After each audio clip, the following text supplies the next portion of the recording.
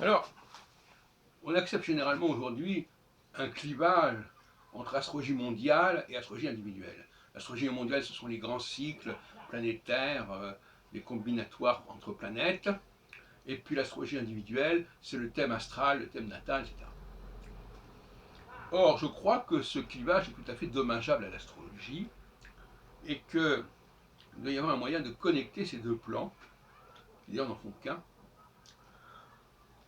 Alors ça a été tout mon travail sur ce que j'appelle l'horoscopie. L'horoscopie qui est une forme d'astrologie initiale qui a été envahie par l'astronomie et c'est ça qui a donné l'astrologie actuelle qui est assez bâtarde et hybride. Alors, l'horoscopie, son nom, le mot horoscope désigne aussi l'ascendant. C'est d'ailleurs, le mot scope est tout à fait parlant, puisque justement, ça veut dire qu'on voit l'ascendant. Et qu'est-ce qu'on peut voir? On peut voir l'ascendant. L'ascendant, c'est une étoile. C'est ce qu'on appelle en Inde les nakshatras. Ce sont des amas d'étoiles fixes, il y en a 27, 28.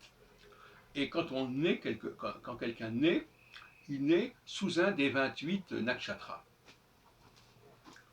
Et donc là, nous avons un élément stellaire qui a été complètement abandonné par l'astrologie actuelle. En tout cas en Occident. Il est important de connaître sous quel nakshatra on est né. Parce que les planètes, elles, vont bouger, forcément, et à un certain moment, elles vont aspecter en conjonction, en position, en carré, votre nakshatra, ou le nakshatra de tel personnage.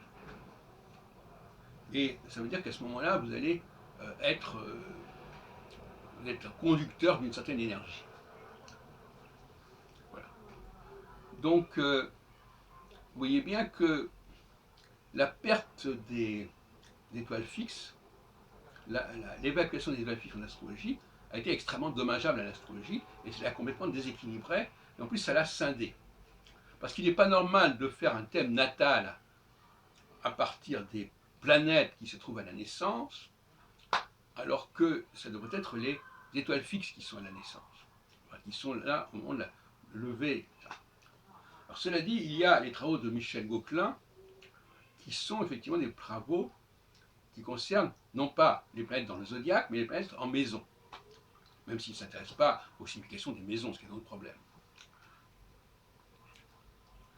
Et pour moi, ce qui est important ici, c'est de comprendre, selon moi, je ne l'ai pas dit d'ailleurs dans mes travaux antérieurs, notamment celui que j'ai fait en 92 sur Gauquelin, mais c'était comme il y a 30 ans, aujourd'hui j'ai encore eu le temps d'évoluer. En réalité, on ne peut pas comprendre les travaux de Gauquelin sans les étoiles fixes. C'est lorsque une planète passe à la naissance, elle passe sur un des nakshatras. Donc, c'est gentil de dire elle passe sur l'horizon. L'horizon, c'est une abstraction. Une étoile fixe, c'est quelque chose de visible. Alors certains diront oui, mais les étoiles fixes, c'est très loin, ça n'arrivera que le système solaire. Mais ça, c'est une vision astronomique aujourd'hui. Mais l'astrologie ne suit pas ce principe. L'astrologie, je dirais qu'elle est symbolique pour simplifier, mais si elle est visuelle. Hein, donc oui, c'est une espèce de tableau de bord. Donc ce n'est pas une question de réalité, de savoir si effectivement l'étoile est liée à la planète.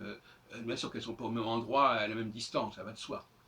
Mais sur le plan du tableau de bord, il y a bien un moment où telle planète se trouve sur le même axe en quelque sorte que telle étoile. Voilà, c'est ça qui est intéressant.